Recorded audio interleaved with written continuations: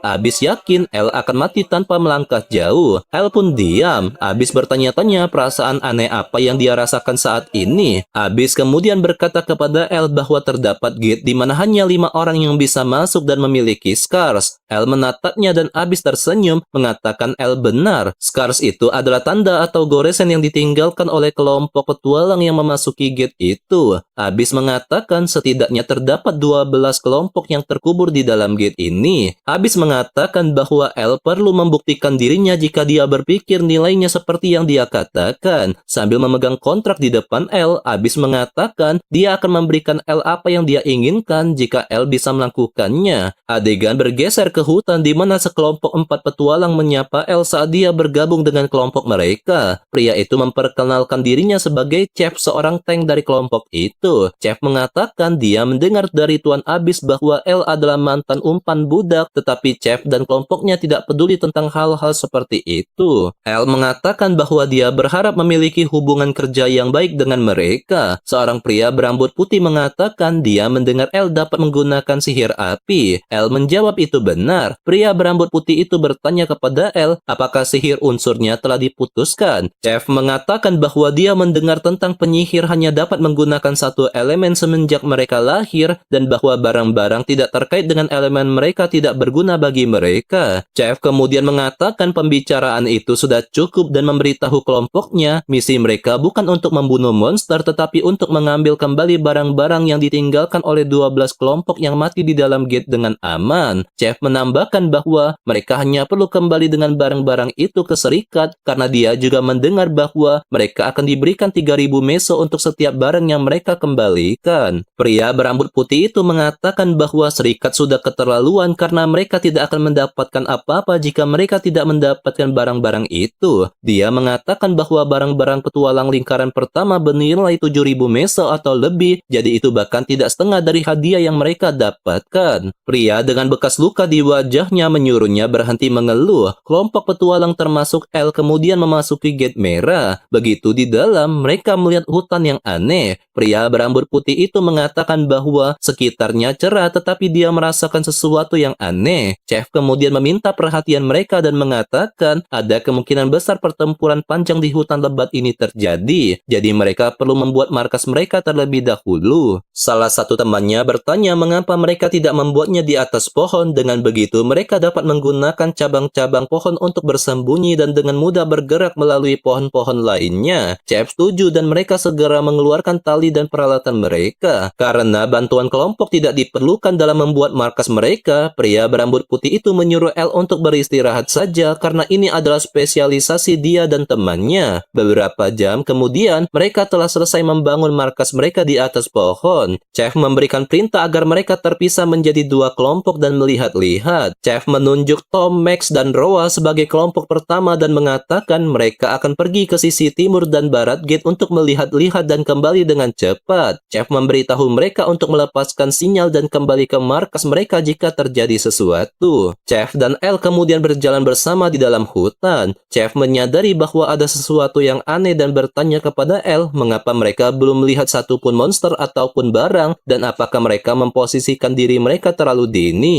Chef mengatakan bahwa jika ini masalahnya, mereka harus memindahkan markas mereka ke bagian lain dari hutan besok. Chef kemudian bertanya kepada El bagaimana misi pertamanya sebagai petualang. El menjawab bahwa dia merasa gugup. Chef mengatakan itu normal dan meskipun dirinya telah menjadi petualang untuk waktu yang lama, dia masih merasa takut setiap kali dia memasuki gate. Tetapi terlepas dari ini, Chef mendapatkan keberanian karena dia memiliki orang-orang baik di sisinya. Chef mengatakan memuji teman-temannya memang memalukan, tetapi mereka benar-benar orang baik. Chef menambahkan dia merasa kasihan ketika dia mendengar cerita El tentang menjadi umpan budak dan bertanya-tanya betapa sulitnya itu. Chef kemudian melihat El dan bertanya kepadanya mengapa dia tidak bergabung dengan kelompok mereka saja. Tetapi Chef menyadari El tidak memperhatikannya. Saat El fokus pada jejak kaki besar di tanah, Chef mengatakan dia tidak serius tentang itu dan El tidak perlu memperdulikannya. Beberapa jam kemudian, kelompok itu sedang berbicara dan makan di sekitar api di bawah markas mereka. Chef mengatakan mereka harus berhenti berbicara tentang pekerjaan saat mereka makan karena mereka bisa membicarakannya besok. El diam-diam duduk di samping dan meminum airnya. Beberapa jam kemudian di tengah malam di dalam hutan di atas markas yang mereka buat, seorang pria yang memegang obor memanggil El yang sedang tidur. Itu adalah Chef bersama dengan teman-temannya. Chef bertanya kepada El apakah dia sudah bangun, tetapi mereka tidak mendapatkan jawaban. Seorang pria tiba-tiba meletakkan tangannya di bahu Chef dan bertanya apa yang dia lakukan. Kita melihat pria berambut putih yang bernama Max memegang belatinya. Baik Max maupun Chef memiliki ekspresi muram. Max memberitahu Chef bahwa El mungkin tenggelam dalam mimpinya, jadi bagaimana dia bisa menjawabnya. Max kemudian bertanya pada Chef apakah dia telah lupa apa yang mereka masukkan ke dalam minuman El. Max mengatakan bahwa obat yang mereka campurkan ke dalam minuman El dapat membuat makhluk seberat 100 kg tertidur dan El meminum banyak, jadi akan sangat beruntung jika El belum mati. Mereka senang karena mereka bisa mendapatkan tongkat El yang bernilai 10.000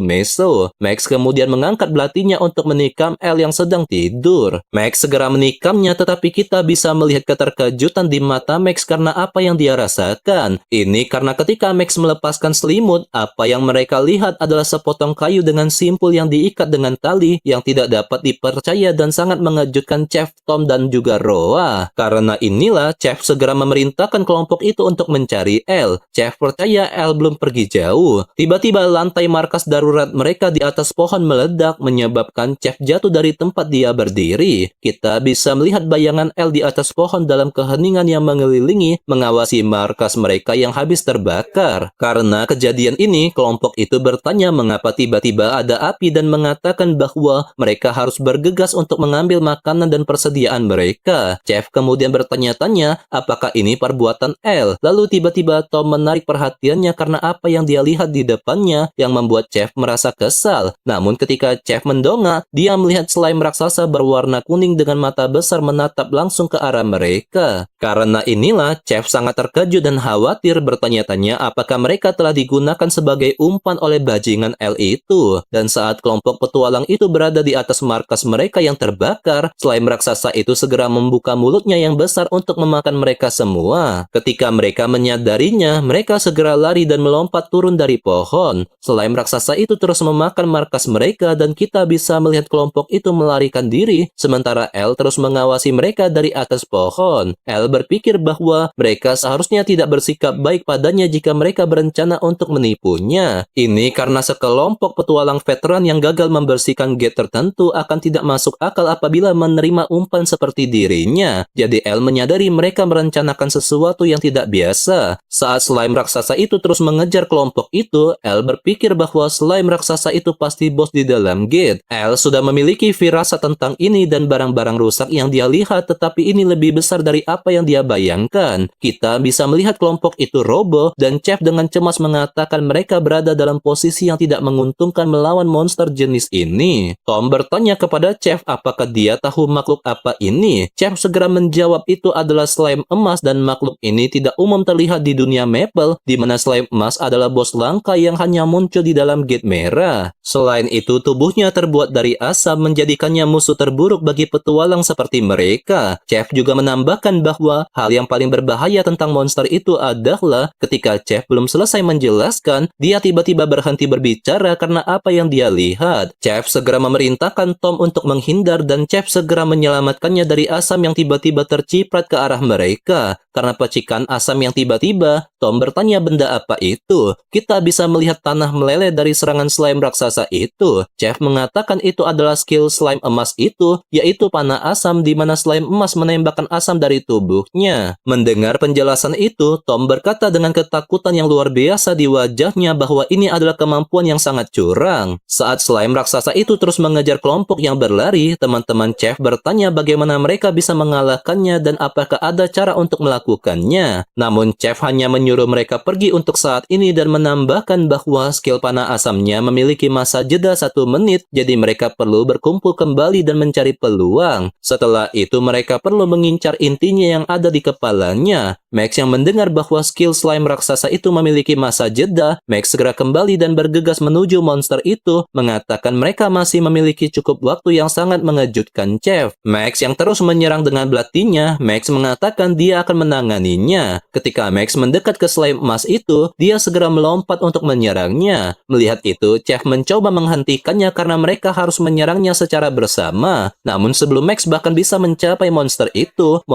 tiba-tiba melepaskan skill panah asamnya lagi. Karena serangan yang dilepaskan oleh slime raksasa itu, tubuh Max terpotong yang sekali lagi mengejutkan Chef dan dia sangat bingung. Ini karena seharusnya ada 10 detik yang tersisa pada masa jeda skill monster itu sebelum bisa digunakan lagi. Tiba-tiba slime raksasa itu menghujani skill panah asamnya pada petualang yang tersisa di kelompok itu yang segera membunuh mereka. Daging mereka segera larut dan hanya tulang-tulang mereka yang tersisa. Saat L bersembunyi di balik pohon besar di dekat monster itu, dia mengatakan sepertinya semuanya sudah berakhir. L berpikir bahwa Chef tidak salah dalam apa yang dia katakan, tetapi slime emas memakan barang-barang, jadi slime emas itu dapat tumbuh dan menjadi lebih kuat. L menduga bahwa masa jeda skill slime emas itu menjadi lebih pendek saat dia menjadi lebih kuat. Karena ukurannya yang tidak normal dan hampir tidak ada masa jeda pada skill panah asamnya, L sekarang tahu mengapa semua party sebelumnya yang masuk telah mati. Ini karena kekuatan monster itu terlalu besar untuk gate ini, dan karena slime emas telah tumbuh begitu banyak, dia pasti cocok untuk gate kuning yang 2 tingkat lebih tinggi dari gate merah. Slime emas juga telah menjadi monster yang tidak bisa lagi dikalahkan oleh petualang lingkaran pertama. Saat L terus bersembunyi di pohon, L mengatakan dia yakin tidak ada lagi barang yang tersisa di dalam gate ini, jadi misi ini sudah pasti gagal. Tetapi tiba-tiba L mengingat apa yang dikatakan Abyss bahwa L perlu membuktikan dirinya. L hanya bisa tersenyum mengingat hal itu. Saat monster raksasa itu terus berkeliling berkeliaran di hutan, L tiba-tiba menyadari sesuatu yang aneh. Slime emas mendongak, tiba-tiba kepalanya meledak dengan suara yang sangat keras. Karena kekuatan ledakan itu, bagian asam dari tubuh slime emas terbang ke tanah, akan tetapi slime emas terus hidup dan hanya mengaum dengan kemarahan. Dikarenakan slime emas itu tidak segera mati, L yang berada di atas pohon bertanya-tanya apakah itu karena resistensi sihir slime emas, padahal L yakin bahwa dia telah menyerang inti slime emas secara langsung. Saat slime emas raksasa itu terus beregenerasi, L mengatakan bahwa dia perlu memukul monster itu 5 kali lagi. Sambil memegang tongkatnya dan pisau yang terikat di pinggangnya, L berkata dengan senyum bahwa dia akan membuktikannya kepada Abyss. Karena slime emas telah melihat L di atas pohon, dia tiba-tiba menghujani skill panah emasnya pada L. Jadi sebelum L bisa terkena, dia segera melompat turun dari pohon. Namun slime emas terus melepaskan skillnya yang coba L hindari saat dia berada di udara. Karena L khawatir tentang serangan slime emas tanpa henti, L segera menggunakan cincinnya yang memiliki telekinetik, di mana L melapisi kekuatan telekinetik di pisaunya dengan tali dan segera menusukkannya ke pohon.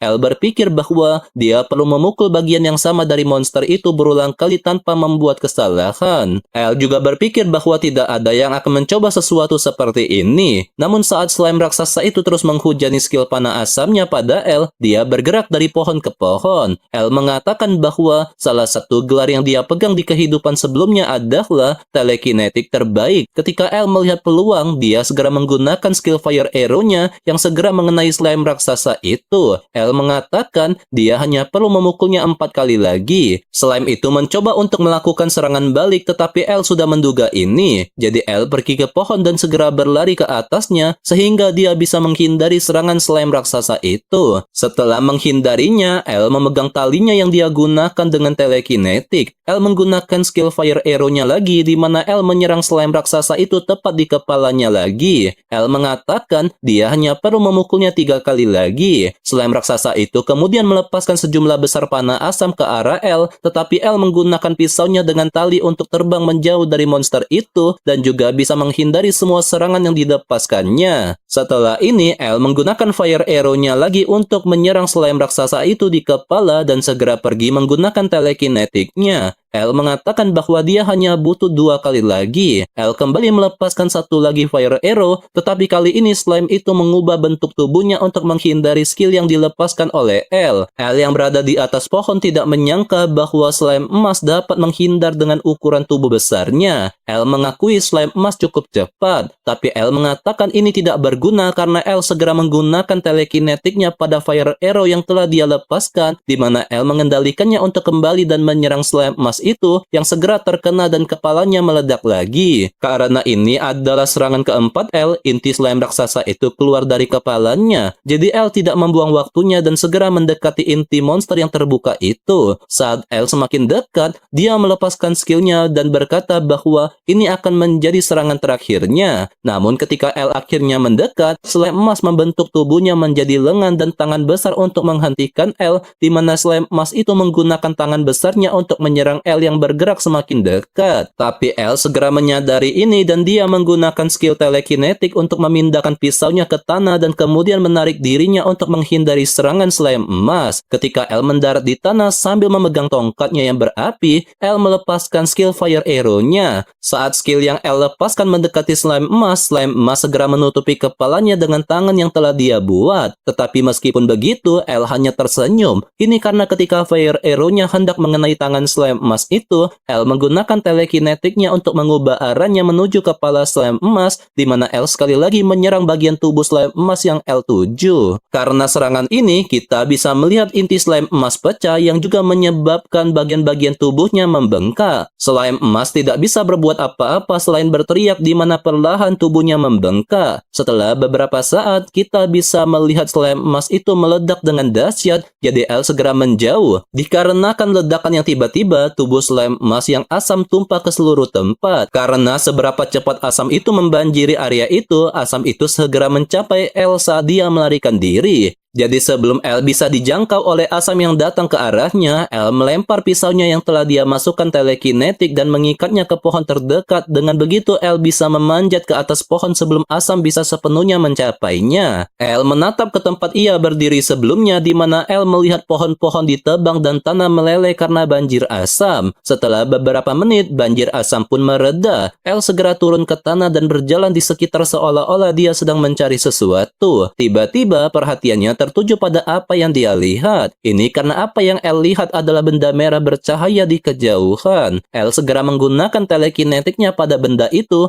dan mengangkatnya dari tanah. Terlihat El yang memegang sebuah bola merah bercahaya, namun saat El memegangnya, bola itu tiba-tiba bersinar. Setelah beberapa saat, bola itu melepaskan energi merah di sekitarnya yang tiba-tiba menjadi penghalang merah yang mengelilingi El. Adegan pun berganti ke dalam gedung Serikat Pedagang Gapor di mana kita bisa melihat Abyss dan El duduk di meja. Saat keduanya saling berhadapan, Abyss mengatakan El tidak hanya banyak bicara tetapi El telah kembali sendirian, namun El tidak mengembalikan barang-barang yang telah ditugaskan kepada mereka. El segera menjawab bahwa itu karena petualang baru yang Abyss bawa ke dalam kelompoknya merencanakan sesuatu yang buruk untuk mendapatkan barangnya, dan El menambahkan bahwa dia pergi untuk menghindari kelompok itu. Sayangnya kelompok itu telah bertemu bos di dalam gate dan sepertinya mereka semua telah mati. Dikarenakan Abyss tidak bisa mempercayai ini, dia bertanya kepada El monster apa itu. El menjawab bahwa monster itu adalah slime emas yang mana ini mengejutkan Abyss. Abyss mengatakan jika slime emas adalah bos monster yang ada di sana, maka semua orang pasti telah larut di dalam gate. Abyss berkata dalam pikirannya dia tidak bisa percaya semua orang yang disewa dari Serikat Pedagang telah hancur,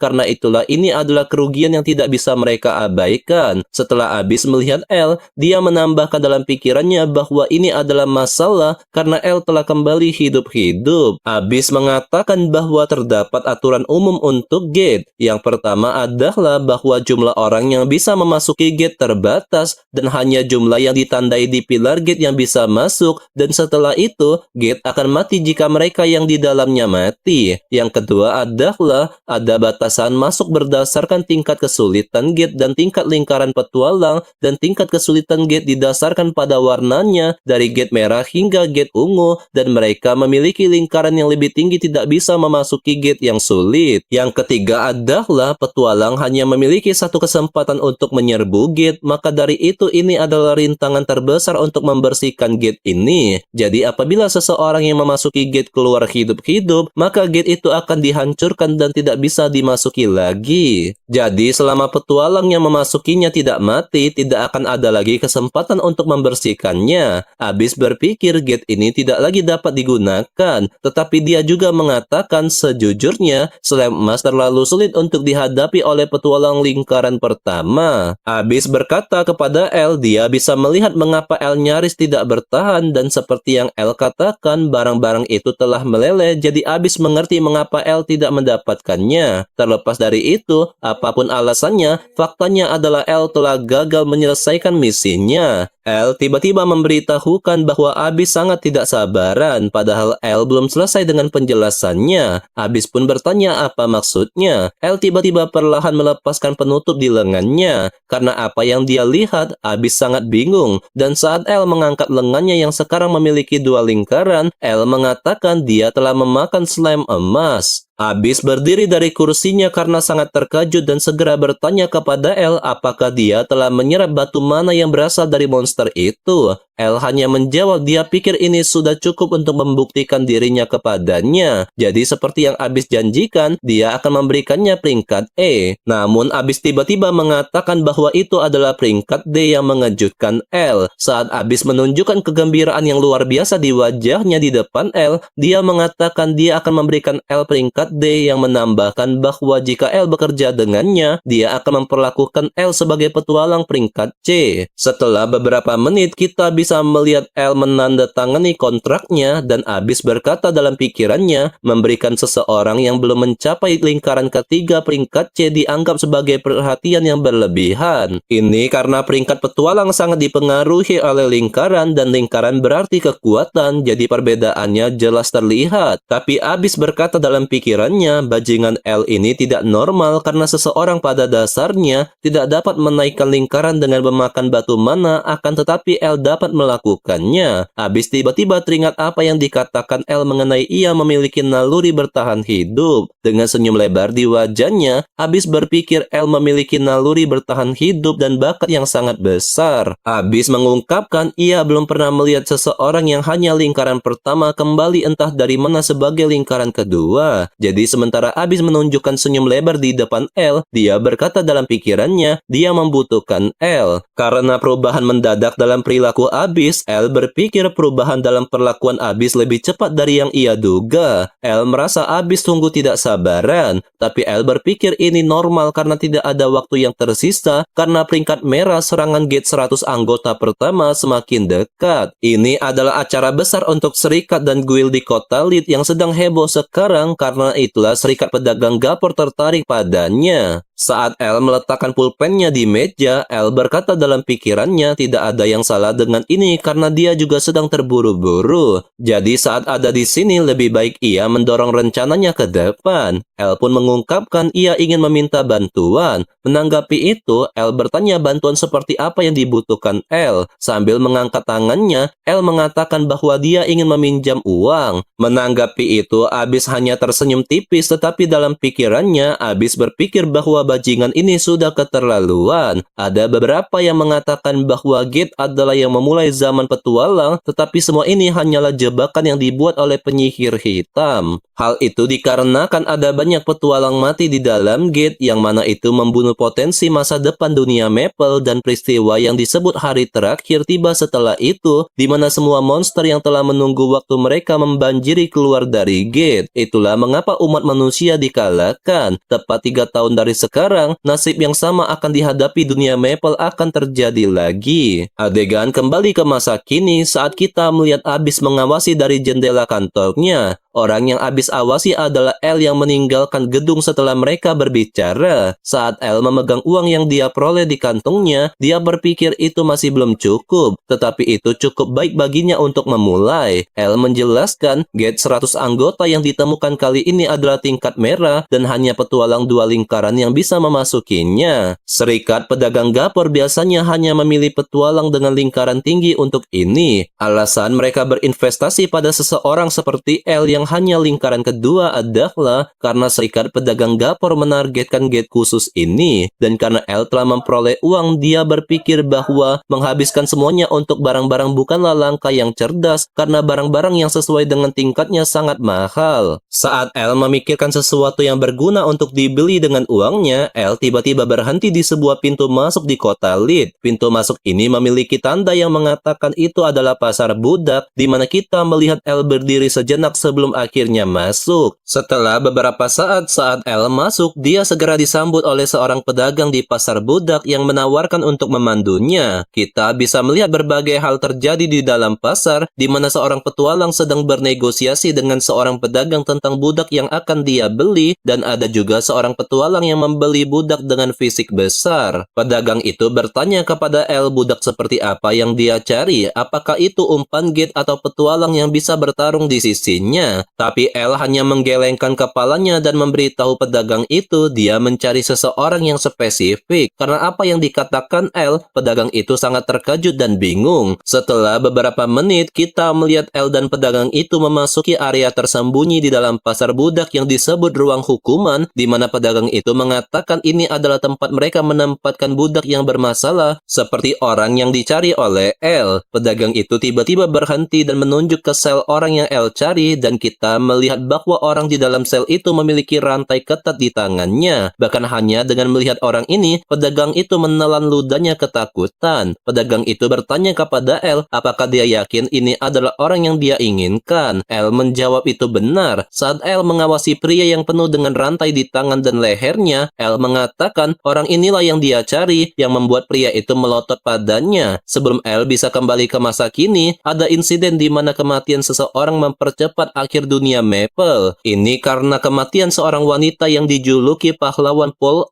Aran merupakan murid pertama dan terakhir Aran adalah orang yang memulai akhir itu. Orang ini dijuluki pembunuh pahlawan Debo. Karena apa yang dikatakan oleh El, Debo bertanya apakah El datang ke sini untuknya. Debo tiba-tiba meludah di depan El dan mengatakan dia tidak mengenal El, jadi El harus pergi. Karena perilaku Debo, pedagang itu segera meminta maaf kepada El dan mengatakan budak itu tidak dalam kondisi pikiran yang baik. El berpikir meskipun kepribadian Debo berbeda dari sebelum dia kembali ke masa lalu, tetapi sekarang Debo hanya seorang budak. El mengungkapkan memperlakukan petualang seperti ini sebagai budak sangat tidak sopan. Pedagang itu mengatakan tidak ada budak lain yang lebih gila daripada Debo. Mendengar itu, El hanya tersenyum dan berpikir itu bukan hanya kepribadian Debo tetapi juga kemampuannya. El mengingat bahwa Debo adalah salah satu dari sedikit yang mendapatkan perhatian setelah hari terakhir dan mereka sering dibandingkan karena mereka berasal dari wilayah yang sama dan mereka berdua terbangkitkan pada saat yang sama dan mereka juga mirip dalam kekuatan skill. El juga berpikir tentang kesamaan terbesar di antara mereka berdua. Ketika Debo selesai dikeluarkan dari selnya, El bertanya kepadanya berapa nilainya. Debo menjawab bahwa El terlihat seperti tuan muda dari keluarga kaya, jadi Debo berbalik bertanya apakah El mampu membayar apa yang dia minta. Dengan senyum di wajahnya, Debo mengatakan dirinya bernilai 1 juta meso. Dia bertanya kepada El apakah tuan muda sepertinya mampu membayarnya. Menanggapi itu, El berpikir kesamaan terbesar di antara mereka berdua adalah bahwa mereka berdua sangat membutuhkan uang. Ini karena adik laki-laki Debo memiliki penyakit yang disebut penyakit darah hitam. Dikarenakan El tidak menjawab, Debo dengan frustasi mengatakan El harus pergi jika dia tidak punya uang itu.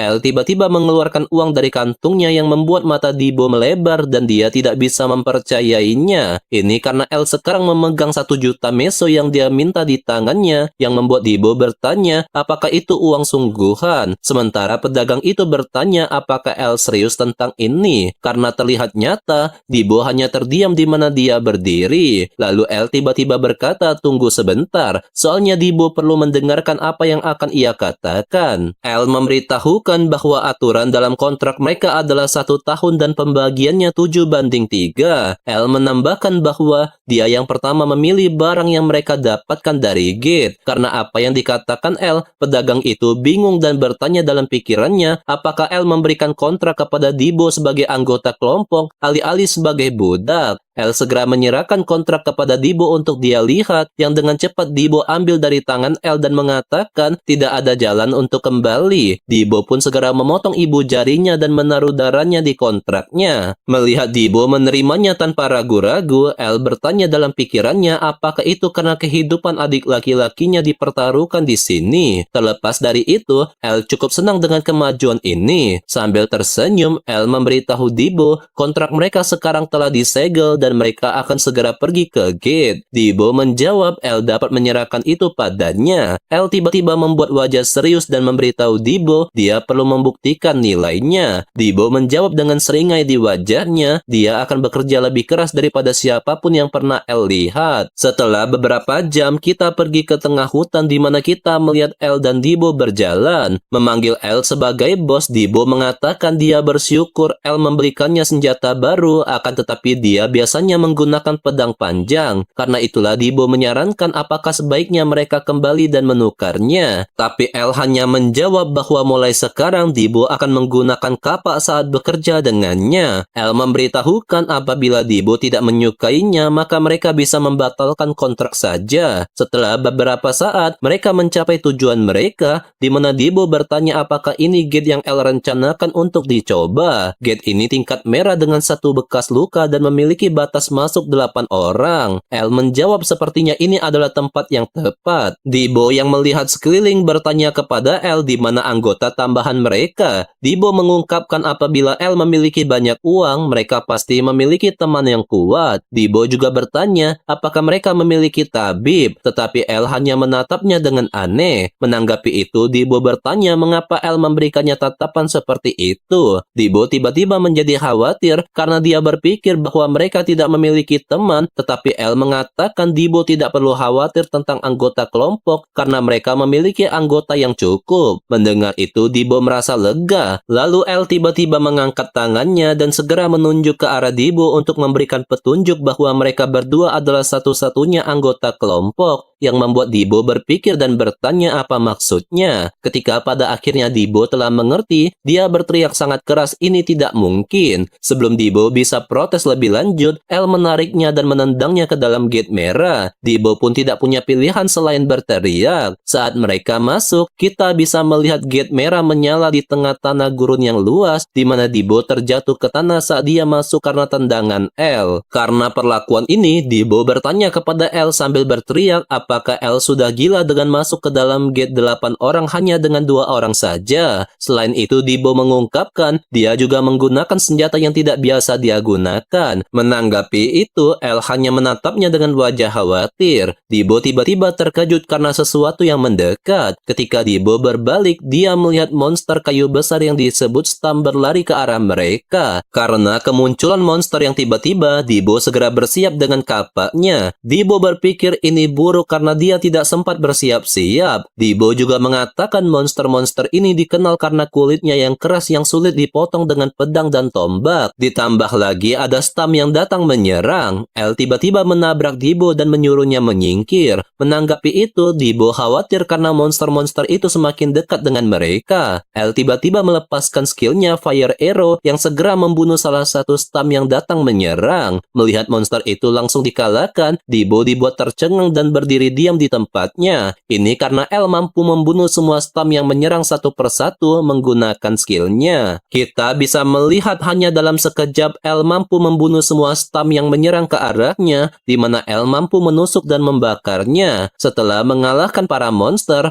El memberitahu Dibo ini sangat mengecewakan melihat Dibo yang bertingkah seperti itu di dalam gate. Sambil dikelilingi oleh Stam yang terbakar, El memperingati Dibo dia tidak boleh membuat kesalahan seperti ini lagi. Menanggapi itu, Dibo hanya berpikir tentang siapa monster ini. Adegan berganti ke malam hari. Di dalam sebuah gedung terdapat seseorang yang mengatakan para pedagang akhirnya mengambil umpan mereka. Terlihat seorang wanita berlutut mengatakan mereka masih memikirkan waktu yang tepat untuk rencana mereka, tetapi mereka sudah memilih orang-orang yang akan mereka kirim. Tepat di depan wanita, terlihat seseorang yang sedang memegang minuman merah. Sementara wanita itu berlutut kepada seseorang yang melihat keluar jendela, wanita itu bertanya apakah dia mengizinkan mereka untuk melanjutkan rencana. Pria dengan rambut putih panjang dan mata kemerahan menjawab, "Baiklah." Mendengar itu, wanita itu segera menundukkan kepalanya dan menghilang. Sambil mengangkat minumannya, pria itu mengatakan semuanya akan dilakukan sesuai dengan apa yang orang itu inginkan. Pria itu juga mengatakan semua ini adalah untuk kebebasan dunia Maple. Adegan berganti kembali ke dalam gate. Sementara tubuh monster-monster berserakan, Dibo mengatakan dia sudah mengumpulkan semua batu mana dan totalnya 27. Mendengar itu, El memberitahukan mereka akan melanjutkan perjalanan. Dibo menjawab, "Baiklah." Saat keduanya terus melakukan perjalanan di gurun yang panas, Dibo berpikir bahwa pada awalnya dia hanya mengira El adalah bajingan gila, tetapi sebenarnya El bukan lelucon. Dibo bertanya pada dirinya sendiri apakah itu adalah kekuatan telekinetik, soalnya Dibo belum pernah mendengar ada seseorang yang menggunakan Fire Arrow seperti itu. Sambil berjalan mengikuti El dengan kegembiraan yang luar biasa di wajahnya, Dibo berpikir jika dia pergi dengan orang yang begitu berbakat seperti El, maka ia bisa menghasilkan uang yang banyak. Pada saat Dibo sedang memikirkan uang yang akan ia hasilkan, El tiba-tiba mengatakan mereka telah menemukan apa yang dia cari dan itu adalah sekelompok Stam yang sedang tertidur. Sambil mengawasi mereka dari kejauhan, Dibo mengatakan ada 9 monster. El menjawab itu benar dan itu adalah jumlah yang sempurna. Karena apa yang El katakan, Dibo bertanya apa maksud dari sempurna yang El bicarakan. Namun El hanya menatap Dibo dengan wajah yang serius, yang mana membuat Dibo semakin bingung. Setelah beberapa saat, sebuah batu dilempar di dekat Stam yang menarik perhatian salah satu Stam. Dibo tiba-tiba muncul di atas Stam sambil memegang senjatanya yang segera dia gunakan untuk mengiris Stam. Akibat kedatangan Dibo yang tiba-tiba, perhatian sekelompok Stam segera tertarik. Mereka pun segera menyerang. Saat mereka semakin dekat, Dibo dengan frustasi berkata dalam pikirannya, apakah dia harus melawan semua monster ini sendirian? Dibo Dibo menambahkan, dia belum menggunakan senjata jenis ini jadi itu sedikit mengganggu. Ketika monster-monster itu sampai ke tempat Dibo, dia berpikir bahwa hidupnya tidak akan siap untuk hal ini. Karena itulah Dibo berteriak bahwa bosnya sudah gila. Sementara itu di sisi lainnya, El mengawasi Dibo dari kejauhan yang sedang melawan kelompok Stam. El mengingat apa yang Dibo katakan sebelumnya mengenai dia hanya menggunakan pedang panjang yang terlihat jelas dari gerakannya yang aneh. Tapi El berkata dalam pikirannya bahwa Dibo akan segera mengerti bahwa Kappa adalah senjata yang akan membuatnya menjadi yang terkuat. El juga berpikir bahwa dia tidak perlu meragukan bakat Dibo karena dia adalah satu-satunya orang yang dipilih untuk menjadi murid dari pahlawan Polearm Aran. Kembali ke masa kini, saat Stam datang menyerang, Dibo segera mengirisnya bersama dengan monster lainnya. Sambil terus mengiris monster, Dibo berpikir bahwa Kappa memiliki jangkauan yang luas dan kuat dan Dibo juga menyadari Kappa lebih nyaman daripada pedang. Dibo menambahkan bahwa setelah kehilangan kekakuannya, Kappa terasa lebih ringan baginya, karena itulah Dibo mencoba untuk memegangnya dengan lebih lembut yang juga segera dia coba untuk mengiris Stam. Dibo sekarang dapat melepaskan berbagai jenis serangan menggunakan Kappa-nya, di mana Dibo mengiris semua musuh yang tersisa satu demi satu. Di sisi lainnya, El yang memantau perkembangan Dibo mengatakan Dibo mempelajarinya dengan cepat dan terlepas dari Dibo belum terbangkitkan, tetap saja Dibo sangat terampil. Adegan kembali ke Dibo, di mana tiba-tiba ia berhenti karena terdapat getaran dari tanah. Saat Dibo melihat ke atas, ia melihat burung-burung yang tiba-tiba terbang menjauh. Dibo bertanya apakah ini adalah gempa bumi. Pada saat Dibo sedang berpikir, tiba-tiba sebuah batu besar yang ada di depannya pecah dan benda besar keluar dari pecahan tersebut. Melihat itu, mata Dibo melebar terkejut. Lalu tiba-tiba Dibo diserang oleh benda itu membuatnya terlempar. Dibo yang melihat benda itu telah keluar sepenuhnya dari lubang, Dibo dibuat syok dan tidak bisa mempercayai apa yang ia lihat. Ternyata benda itu adalah bos dari gate ini yang bernama Stampy. Stampy segera menyerang Dibo saat dia sedang kebingungan, tetapi El segera menyelamatkannya. Setelah itu El melempar Dibo ke samping. El berencana untuk menghadapi bos raksasa itu sendirian. Sambil menembakkan fire arrow, El berkata bahwa ukuran tidak akan membuat Stampy itu menjadi menakutkan, malahan bagi El ini akan sangat menguntungkan baginya. Dengan begitu Stampy akan dengan mudah untuk terkena serangan. Sementara itu Dibo yang melihat El menembakkan fire arrow berpikir bahwa serangan sihir pasti akan bekerja pada Stampy. Akan tetapi sebelum fire arrow dapat mencapai Stampy, ia mampu memblokirnya dengan cabangnya. El tidak menyangka Stampy dapat memblokir fire arrow-nya. Selain itu El juga menyadari reaksi dari Stampy sangat cepat. Karena itulah El menantang Stampy untuk menangkis fire arrow-nya kali ini. El menggunakan sihir telekinetiknya untuk membuat fire arrow berputar di sekitar monster itu. Dan ketika fire arrow sampai di belakang Stampy, El percaya fire arrow-nya kali ini akan mengenai Stampy. Namun semua itu tidak sesuai dengan harapan El, di mana bos itu tiba-tiba memblokir fire arrow dengan cabangnya. Mata El melebar terkejut, tidak bisa percaya monster raksasa itu masih bisa memblokirnya. Dikarenakan serangan El tidak berhasil pada monster itu, Dibo berteriak bahwa sepertinya sihir juga tidak bekerja pada monster itu. Karena El membeku di tempatnya berdiri, Dibo segera menyuruhnya untuk lari apabila El tidak ingin mati. Sambil berlari, El berpikir itu bukan karena serangannya tidak bekerja, karena jika itu benar, monster raksasa itu tidak akan memblokir skillnya. Selain itu, El juga berpikir masalahnya adalah cabang monster itu. Bos raksasa itu tiba-tiba menyerang mereka yang menyebabkan Dibo terlempar dan mereka kehilangan keseimbangan. Dengan begitu, Stampy mengambil kesempatan ini untuk menggunakan cabangnya untuk menyerang Dibo lagi, yang mana pada saat ini Dibo tidak dalam posisi untuk menghindar. Tapi untungnya El tiba-tiba menggunakan cincinnya dengan telekinetik untuk mengangkat tanah ke udara, di mana mereka menggunakannya sebagai platform dan itu berfungsi sebagai tempat bagi mereka untuk mendarat dengan aman di tanah. Berkat bantuan itu, Dibo mengatakan apa yang dilakukan bosnya itu bagus. Dibo yang sedang batuk akibat debu, El memanggilnya, memberitahunya Dibo akan menangani monster-monster kecil. Dibo dibuat terkejut karena dia tidak menyadari para monster telah mendekat ke mereka. El memberitahukan dia akan menangani bos bajingan itu. Dibo mencoba untuk menghentikannya, tetapi El dengan cepat menyerang ke arah monster raksasa itu. El mengangkat tongkatnya dan kembali menembakkan fire arrow pada Stampy. Melihat itu, Dibo berpikir Stampy adalah monster yang tidak akan bisa El kalahkan tanpa rencana, jadi mereka harus lari. Kita bisa melihat fire fire arrow yang dilepaskan L diblokir oleh Stampy dengan cabangnya. Seperti yang diduga oleh Debo, fire arrow akan mudah diblokir oleh Stampy. Namun seketika monster itu merasa gelisah. Tak disangka fire arrow kedua muncul mendadak di depan matanya. Melihat L mampu melukainya, Debo merasa terkejut. L kembali menggunakan tongkatnya dan melepaskan fire arrow lain ke arah monster raksasa itu. L menyadari gerakan cabang si bos ternyata lebih cepat dari dugaannya. Monster itu lagi-lagi memblokir fire arrow tersebut dengan cabangnya. L berpikir bahwa tidak mungkin menggunakan telekinetiknya untuk menghindari dan menyerangnya secara bersamaan. Namun sebagai petualang tingkat 2, L kini bisa melepaskan dua sihir sekaligus. Fire arrow kedua muncul di depan Stampy, menghantam monster raksasa itu dan mematahkan salah satu cabangnya. Debo yang melihat itu dibuat kagum, berpikir bahwa L mampu menyembunyikan fire arrow kedua di balik yang pertama. Menurutnya seberapa cepat pun bos itu, ia takkan bisa memblokir dua serangan beruntun. Saat L terus menghujani bos itu dengan fire arrow-nya, Debo merasa tak bisa membayangkan Stampy akan tidak berkutik menghadapi serangan ini. Debo sampai berpikir dalam hatinya bahwa L lebih mirip monster daripada yang ia kira. Debo tiba-tiba khawatir ketika ia menyadari sesuatu. Gerombolan monster Stamp kecil mendekati L. Debo segera berteriak memperingati L untuk melihat ke belakang. Debo mengumpat dalam hati karena ada begitu banyak monster dan ia melewatkan beberapa di antaranya. Namun Stamp yang menyerang L tidak berhasil mengenainya. Fire arrow yang dikendalikan oleh telekinetik L melesat tepat waktu.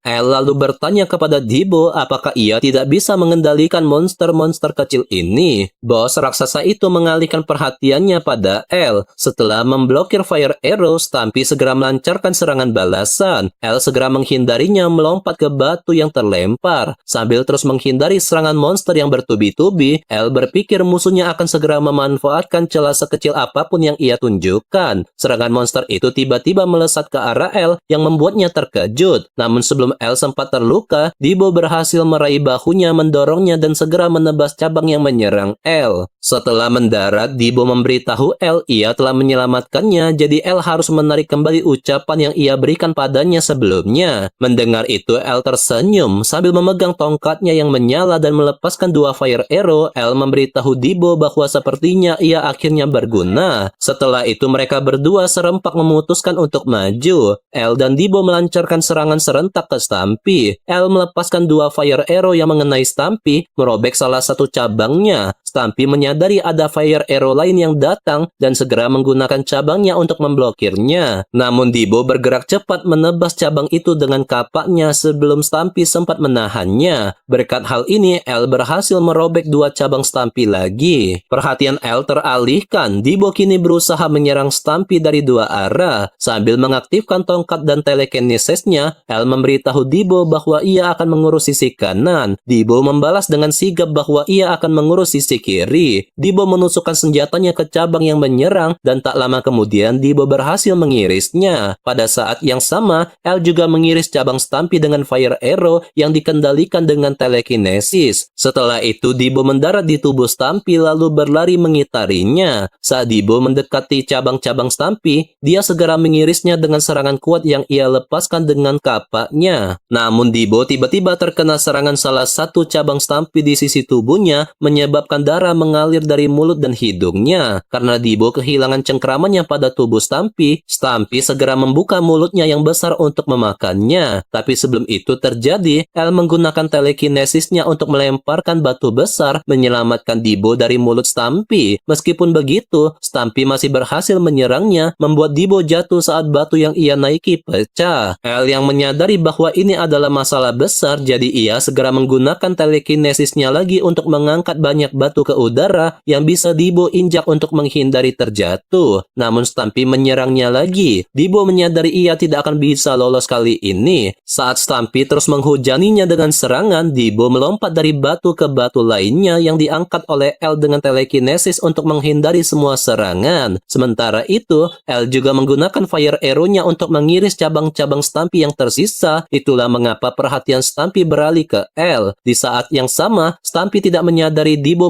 mendekat dengan kapaknya. Dibo berteriak bahwa mereka harus mengakhiri ini sekarang juga. Dibo segera menggunakan senjatanya untuk menyerang Stampy dan berhasil menusuk salah satu matanya. Stampy jatuh ke belakang, darahnya menyembur dari matanya. Karena perlawanan Stampy yang sangat kuat, Dibo kehilangan cengkeramannya pada senjatanya dan ia terlempar sangat keras ke batu besar di dekatnya. Meskipun demikian, Dibo baik-baik saja saat mendarat. Dibo segera melompat kembali ke Stampy yang masih menggeliat kesakitan sambil berkata, "Aku belum selesai." Sementara itu, El menggunakan telekinesisnya pada kapak Dibo yang masih menancap di mata Stampy. El menariknya dengan tangannya, berhasil melepaskan kapak dari matanya, dan segera ditangkap oleh Dibo saat dia mendekati Stampy. Dengan rasa frustasi yang luar biasa, Dibo mengiris mata Stampy yang lain. Darah Stampy memercik dan melumurinya. Karena serangan Dibo, Stampy berteriak sangat keras karena rasa sakit dari mata lainnya yang teriris. Stampy meronta-ronta, membuat Dibo jatuh dari tubuhnya dan mendarat di tanah. Tapi saat Dibo berlutut, Stampy membuka mulutnya yang besar untuk memakannya. Tiba-tiba dua fire arrow melewati sisi Dibo saat ia sedang berlutut. Fire arrow yang dilepaskan El masuk ke dalam mulut Stampy yang terbuka. Akibatnya, El berhasil mengenai inti di dalamnya dan Stampy segera diselimuti oleh api dan terbakar. Saat Dibo terengah-engah dan duduk di tanah, El mendekatinya dan mengatakan bahwa ia melakukan pekerjaan yang baik. Dibo berbalik ke El dan membalas bahwa El juga melakukan pekerjaan dengan baik. Setelah kejadian itu, adegan berganti ke sebuah rumah di kota Lead. Di malam hari yang masih diterangi lampu, seorang gadis muda duduk di meja menunggu seseorang. Karena sudah larut malam, gadis itu memutuskan untuk makan dan mengucapkan syukur atas makanan di depannya. Tiba-tiba ketukan di pintu mengalihkan perhatiannya. Gadis itu segera beranjak dan membukanya, bertanya siapa yang datang. Seketika gadis itu tertegun dan matanya melebar melihat sosok yang ada di hadapannya. Ternyata itu adalah kakak laki-lakinya, Dibo. Dengan gembira, gadis itu mengatakan kakaknya sudah kembali. Sambil memegang erat pakaian kakaknya, air matanya jatuh. Gadis itu langsung memeluk Dibo dengan sangat erat untuk menyambut kepulangannya. Sementara itu di sebuah rumah di tengah hutan, El memegang tongkatnya menghadap tempat tidur di mana sebuah tangan yang membusuk tergeletak. El hanya bisa menatap orang yang terbaring itu. Di rumah itu terpampang foto El bersama ayahnya saat ia masih kecil, satu-satunya keluarga yang tersisa. Kini ayahnya telah menjadi mayat yang membusuk sejak kepulangannya. Sambil terus menatap mayat itu, El tiba-tiba mengaktifkan tongkatnya. Beberapa saat kemudian, El meninggalkan rumah yang kini terbakar, menundukkan kepala untuk menyembunyikan perasaannya. Pada pagi hari, Abis yang berada di dalam gedung Serikat Pedagang Gapor membaca dokumen di mejanya. Abis merasa ini akan menjadi masalah dan bertanya-tanya bagaimana cara memperbaikinya karena acara Gate 100 anggota akan segera tiba. Abis menambahkan bahwa Tuan Rakan yang akan mengurusnya jika ia gagal. Kali ini semua serikat pedagang utama akan fokus pada pembersihan gate ini karena di Gate 100 anggota dijamin akan ada item tingkat epic atau lebih tinggi, bahkan ada kemungkinan item legendaris. Abis mematikan rokoknya dan berpikir, mengingat situasinya, ini tidak akan mudah. Abis menyadari bahwa 3 saudari Natasha dari Serikat Pedagang Gold Ridge juga ada di sana. Ada yang mengatakan bahwa mereka sangat kuat dan sulit dipercaya bahwa mereka hanya petualang lingkaran 2. Pada titik ini, petualang lingkaran 2 dari Serikat Pedagang Gapor tidak ada apa-apanya jika dibandingkan dengan mereka. Jika dilihat lebih dekat, tidak hanya Serikat Pedagang Gold Ridge, tetapi juga Serikat Pedagang utama lainnya akan mengirim petualang terkuat mereka. Jelas Serikat Pedagang Gapor telah dikalahkan oleh mereka semua. Sambil memegang dokumen El, Abis merasa ragu-ragu. Tiba-tiba pintu kamarnya terbuka. Abis bertanya siapa yang berani masuk tanpa mengetuk pintu. Abis seketika terkejut dan berdiri dari kursinya. Seorang pria masuk. Ternyata pria itu adalah Tuan Rakan, salah satu eksekutif Serikat Pedagang Gapor. Setelah beberapa saat, Rakan bertanya apakah Abis sudah menyiapkan daftar kelompok untuk Gate. Abis meminta maaf karena belum menyelesaikannya. Rakan mengatakan terlambat bukanlah kebiasaan Abis. Rakan kemudian bertanya pendapatnya tentang anak sebelumnya. Abis mengatakan El memiliki beberapa hal yang perlu mereka pertimbangkan. Abis mengungkapkan mereka tahu El berbakat tetapi tidak mendengar itu. Rakan bertanya mengapa mereka tidak mencobanya lagi. Secara kebetulan ada tempat yang bagus bagi mereka untuk menguji El. Hal ini menarik perhatian Abis. Rakan segera memerintahkannya untuk mengumpulkan semua kelompok yang ia pertimbangkan untuk Gate 100 anggota. Dengan dengan senyum lebar di wajahnya, Rakan berkata kali ini akan ada banyak saksi. Adegan berganti ke L di mana L tiba di hutan yang memiliki gate merah dengan batas masuk 40 orang. Di luarnya banyak orang menunggu. Dibo berkata sepertinya banyak orang yang masuk ke sini sekarang. Kedatangan mereka menarik perhatian seorang pria yang segera menyapa L dan bertanya apakah mereka adalah kelompok kelima. Dengan jijik pria itu dan teman-temannya mengatakan keduanya memiliki latar belakang budak. L hanya memperhatikan mereka. Sambil mengamati para peserta gate, L berpikir jelas kelompok-kelompok itu tidak senang dengan penerimaan mereka dan mencoba mengatakan budak hanya akan menjadi hambatan mereka. Namun L juga menyadari itu normal bagi kelompok berpengalaman untuk berpikir seperti itu. L menyadari teman-teman pria itu adalah petualang lingkaran 1 dan 2 sangat berbeda dari kelompok Chef. Menurutnya mereka adalah veteran sejati yang tidak membutuhkan umpan. Saat orang-orang yang akan masuk ke gate berkumpul, Abis tiba-tiba menarik perhatian mereka dengan mengatakan mereka semua sudah lengkap. L tidak menyangka Abis datang ke sini secara pribadi. Abis mengatakan untuk mempersingkat waktu, ujian akan segera dimulai. Abis akan memberikan kesempatan kepada mereka untuk menunjukkan kemampuan mereka. Seorang pria bertanya kesempatan apa yang dimaksudkan. Dengan senyum lebar di wajahnya, Abis menghadap para petualang dan mengatakan ia akan memberikan mereka kesempatan untuk membersihkan gate 100 anggota. Para petualang sangat terkejut. Abis mengungkapkan mereka akan menerima perlakuan khusus. Mendengar itu, L telah mengetahui apa yang sedang direncanakan oleh Abis. Sambil melihat batas masuk gate 40,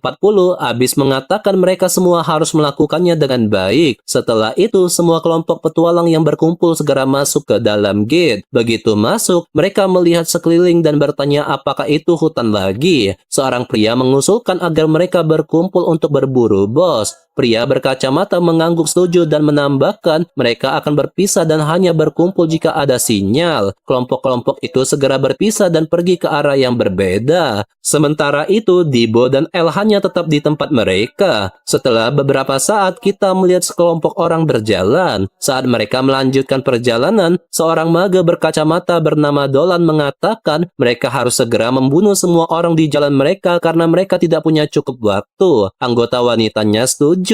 Tiba-tiba Dolan berhenti karena ia menyadari sesuatu di balik pohon. Di baliknya, ada monster kecil yang terlihat seperti serangga jamur. Karena monster itu sendirian, Dolan segera menggunakan tongkat listriknya sambil mengatakan itu hanya buang-buang waktu. Dolan segera menggunakan keahlian listriknya yang kuat bernama Energy Ball ke arah monster itu. Dolan berpikir bahwa ini mengganggu dan segera memerintahkan anggotanya untuk mengambil batu sihir dan melanjutkan perjalanan. Namun kelompok itu terkejut karena monster itu masih hidup setelah serangan yang begitu kuat. Dolan bertanya-tanya apakah monster itu begitu tangguh sehingga sihirnya tidak berhasil. Tiba-tiba sesuatu bergerak di tanaman di sekitar mereka membuat Dolan khawatir. Dolan memberitahu anggotanya untuk berhati-hati, tetapi keempatnya kini sudah dikelilingi oleh monster serangga. Dolan hanya bisa mengumpat. Beberapa menit kemudian terlihat jejak serangan yang menyebabkan kematian monster serangga kecil itu. Anggota kelompok Dolan terengah-engah kelelahan setelah melawan monster. Mereka berhasil membunuh semua monster yang menyerang mereka. Karena kesulitan yang mereka alami, salah satu anggota memberitahu Dolan monster-monster itu lebih kuat dari biasanya. Dolan segera menjawab memenangkan dengan jumlah monster yang dibunuh tidak lagi mungkin. Jika mereka terus seperti ini, mereka akan kehabisan kekuatan sebelum bisa melakukan apapun. Dolan mengungkapkan bahwa meskipun ini akan berbahaya, ia memutuskan mereka akan memutus aliansi mereka dan langsung menuju bos monster. El berpikir inilah yang akan dipikirkan oleh sebagian besar kelompok. Dibo yang sangat lelah karena melawan monster serangga setuju dengan El dan mengatakan ia lupa segalanya. Dibo mengeluh karena El hanya berdiri di sana berbicara tanpa membantunya. El segera menjawab bahwa hanya ada 3 monster. Dibo mengatakan karena El mengatakan mereka tidak punya waktu, mereka perlu segera melanjutkan perjalanan. Keduanya mengatakan hal yang sama, tapi Dibo ingin melanjutkan membunuh bos monster, sementara El ingin terus membunuh monster-monster kecil yang tak penting. Dibo yang bingung lalu bertanya bukankah El mengatakan mereka akan langsung pergi ke bos. El menjawab bahwa ia mengatakan seperti itu karena itu adalah apa yang akan dipikirkan oleh kelompok lain. Jadi mereka harus terus membunuh monster-monster kecil. El menjelaskan membunuh bos bukan satu-satunya cara untuk mendapatkan skor yang baik dan membunuh monster kecil juga penting. Selain itu, bos sangat berbahaya, persaingan akan ketat dan mereka tidak tahu hal buruk apa yang akan dilakukan kelompok lain. Mendengar itu, Dibo hanya berpikir sambil kesal bahwa El selalu berbicara seperti ia tahu segalanya. Saat El melihat sekeliling, ia merasakan sesuatu yang berbahaya di gate ini. Adegan kembali ke kelompok Dolan yang terus melakukan perjalanan di hutan. Tiba-tiba teman wanitanya menarik perhatiannya karena melihat gate pelarian. Dolan mengatakan ia tidak berencana mencarinya, tetapi ini akan bagus. Dolan segera memerintahkan anggotanya untuk meninggalkan jejak di sini.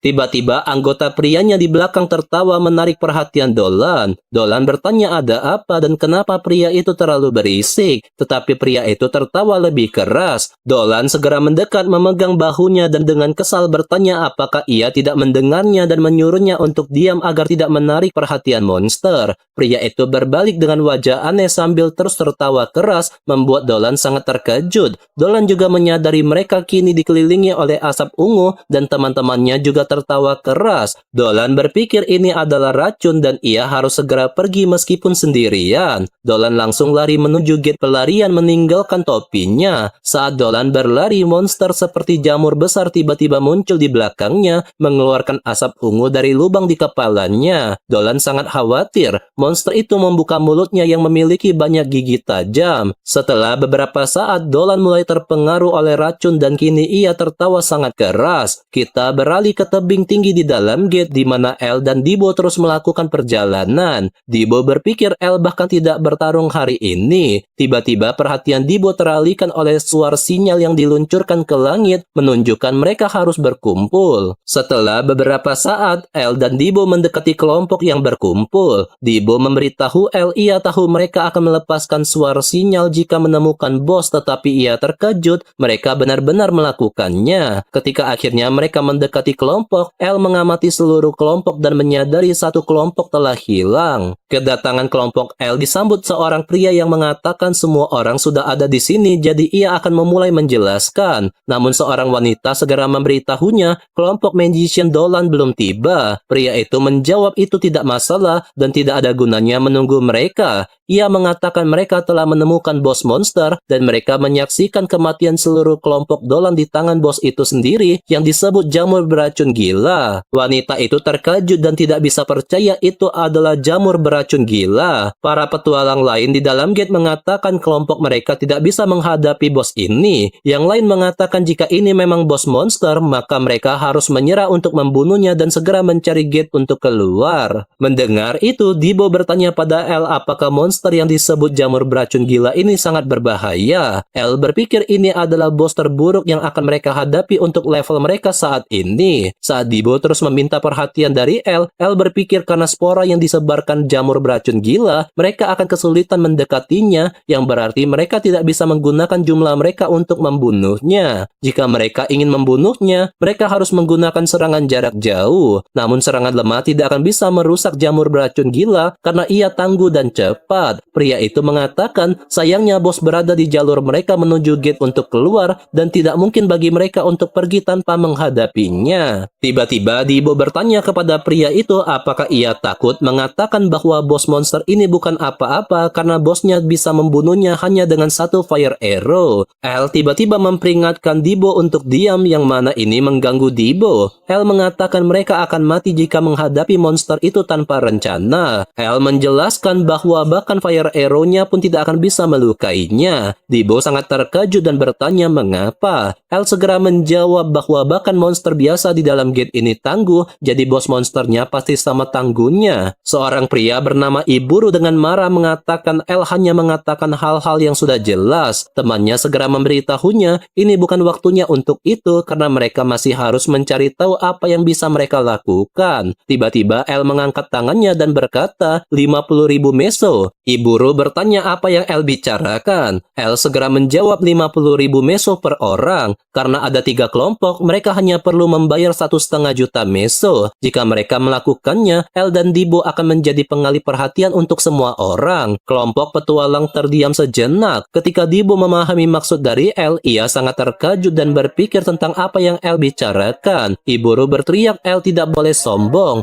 Iburu mengungkapkan El mungkin terbiasa dengan metode umpan, tetapi El tidak boleh berpikir hal-hal akan sama setiap saat. Iburu juga mengatakan ini adalah bos yang tidak bisa dikalahkan semudah itu. Jika mereka mengikuti apa yang El katakan dan ia gagal menjadi pengalih perhatian serta mati dalam prosesnya, mereka semua juga akan mati. Iburu mengatakan budak hanyalah hambatan gate tingkat tinggi. Sambil menunjuk ke arah Dibo, Iburu bertanya kepada El apa yang istimewa dari pria di sampingnya. Iburu mengatakan Dibo terlihat seperti belum terbangkitkan dan bertanya apa yang bisa dilakukan petualang dua lingkaran dan seorang budak. Dibo sangat marah dan berpikir bajingan ini telah memprovokasinya sejak awal. Tiba-tiba El bertanya kepada Iburu apa yang ingin ia lakukan dan apakah ia punya rencana yang lebih baik. Iburu tidak bisa menjawab. El mengatakan ia telah menduganya karena jika mereka punya cara, Iburu tidak akan melepaskan suara sinyal. El memberitahukan ia hanya akan mengklarifikasi satu hal di mana kelompoknya terdiri dari petualang dua lingkaran dan satu lingkaran. Dibo segera melihat ke lengannya dan terkejut ia kini telah terbangkitkan. Dengan gembira Dibo bertanya kapan itu terjadi dan mengatakan bahwa dirinya pasti seorang jenius. El bertanya kepada Iburu bukankah kelompoknya juga terdiri dari petarung lingkaran 1 dan 2. Mendengar itu Iburu dibuat kesal. Seorang petualang wanita berada di antara mereka memberitahu El jika El benar-benar menjadi pengalih perhatian, ia bersedia membayar tetapi mereka tidak memiliki uang sebanyak itu sekarang. El segera menjawab itu tidak masalah karena ia akan menagih mereka setelah mereka berhasil keluar. El mengatakan bahwa jika mereka tidak bisa keluar, mereka hanya akan menjadi pengorbanan.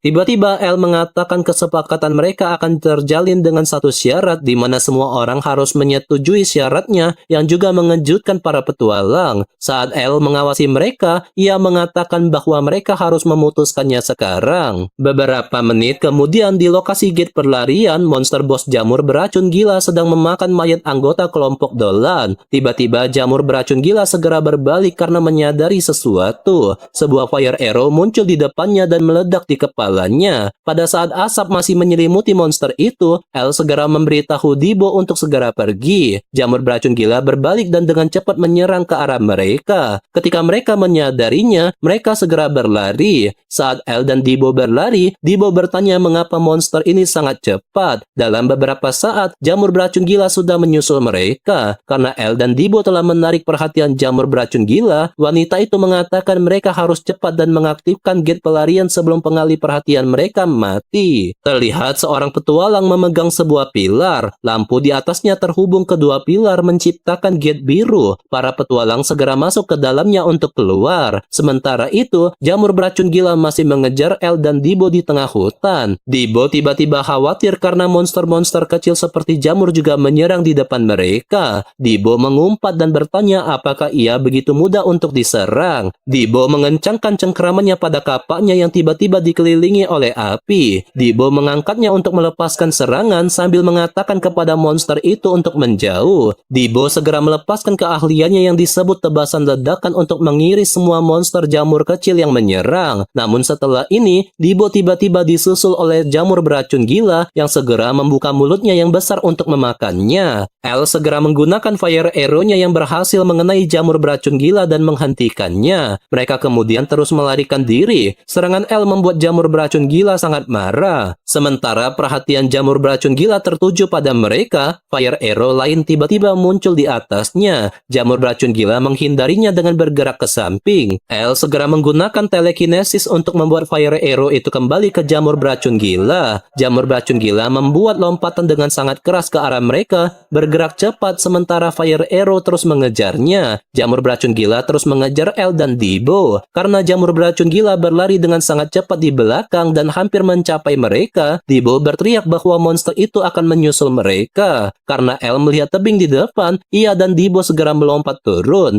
Lompatan itu membuat Dibo berhasil menghindari serangan jamur beracun gila. Sambil mereka jatuh, Dibo menarik perhatian monster itu. Sambil mengangkat jari tengahnya, terlihat El di belakang Dibo bersiap melepas melepaskan fire arrow. Dibo menyuruh jamur beracun gila untuk memakan ini. El segera melepaskan fire arrow-nya. Akibatnya terjadi ledakan di lokasi monster itu di atas tebing sementara mereka berdua terus jatuh. Beberapa saat kemudian mereka jatuh ke sungai yang mengalir deras dan arus air membawa mereka. Setelah beberapa menit, Dibo yang basah kuyup dan berpegangan pada tanah mengatakan ia hampir mati karena jamur sialan itu. Keduanya, El dan Dibo kini basah kuyup di sisi sungai. Saat Dibo terengah-engah di tanah, ia bertanya kepada El benda apa itu. El segera menjawab apakah Dibo tidak mendengarnya. Monster itu adalah bos di tempat ini. El memberitahukan mereka perlu bersiap dengan baik jika ingin membunuhnya. Dibo tidak mengerti apa maksud dari El. Dibo mengatakan El berbicara seolah-olah mereka benar-benar akan membunuh monster itu. El segera menjawab itu benar membuat Dibo sangat terkejut dan marah. Dibo bertanya apakah El sedang bercanda. El bertanya apa masalahnya. Bukankah mereka datang ke sini untuk membunuh bos monster? Dibo segera menjawab itu terjadi ketika mereka tidak tahu bosnya adalah jamur beracun gila. Dibo bertanya apakah El tidak tahu apa yang disebut strategi mundur. El segera menjawab mereka tidak akan bisa masuk lagi ke dalam gate ini apabila mereka kabur. Dibo dengan marah berkata, ia tahu akan hal itu. Dibo berpikir mereka seharusnya tidak pergi karena peran mereka sebagai pengalih perhatian sudah berakhir. Dibo juga berpikir bagaimana mereka bisa membunuh bos monster jika fire arrow saja tidak berhasil padanya. Dibo bertanya bukankah El mengatakan mereka akan mati jika mencoba melawannya. Tiba-tiba El menjawab situasi mereka telah berubah. Semua pesaing mereka telah hilang jadi sekarang seperti makanan gratis. El memberitahukan mereka akan mendapatkan bonus karena para petualang yang melarikan diri akan membayar mereka meso. Sambil menatap Dibo yang duduk di tanah, El bertanya apa masalahnya dan apakah Dibo berencana untuk melanggar kontraknya. Rahang Dibo terjatuh. Sambil menggaruk kepalanya, Dibo mengatakan itu bukan yang ia pikirkan. Namun Dibo mengatakan El harus memberikannya bonus untuk ini. El tersenyum dan menjawab tentu saja. Dibo kembali meminta perhatian El dan bertanya bagaimana mereka akan membunuh bos monster itu jika serangan jarak jauh dan dekat tidak berhasil. Dibo mengatakan ia tidak memiliki rencana untuk membuang hidupnya untuk sesuatu yang tidak mungkin. Dibo bertanya apakah ada cara untuk membunuh bos monster ini. El hanya menatapnya. Beberapa saat kemudian kelompok-kelompok petualang keluar dari gate merah yang menyala. Abis bertanya mengapa mereka keluar begitu cepat dari gate 40 anggota. Abis segera mendekati seorang wanita yang bernama Jube dan bertanya bagaimana keadaan gate itu. Abis juga menambahkan bahwa sepertinya beberapa orang telah hilang dari mereka yang keluar. Jube segera menjawab mereka gagal membersihkan gate dan kelompok Dolan musnah. Jube mengatakan El masih di dalam dan mereka hanya bisa keluar karena El dan seorang pria menjadi pengalih perhatian. Abis membeku di tempatnya. Jube memberitahukan bos di gate ini tidak mungkin mereka bunuh sendirian. Abis dengan marah bertanya apa maksudnya. Bertanya apakah mereka tidak melakukan apa-apa selain hanya lari. Jube mengatakan bosnya adalah jamur beracun gila yang terkenal jadi mereka tidak bisa berbuat apa-apa. Abis melempar dan menginjak rokoknya di tanah lalu berbalik dan memberitahu penjaganya bahwa mereka harus kembali. Jube menyuruhnya menunggu karena kelompok L belum keluar. Dikarenakan gate masih aktif itu berarti mereka masih hidup. Namun Abis menjawab mereka tidak akan bertahan di sana dan pada akhirnya akan mati. Abis bertanya pada Jube, bukankah ia mengatakan monster bosnya adalah jamur beracun gila? Abis memberitahunya, jika mereka ingin menunggu, maka mereka bisa menunggu sendirian karena ia tidak punya waktu lagi.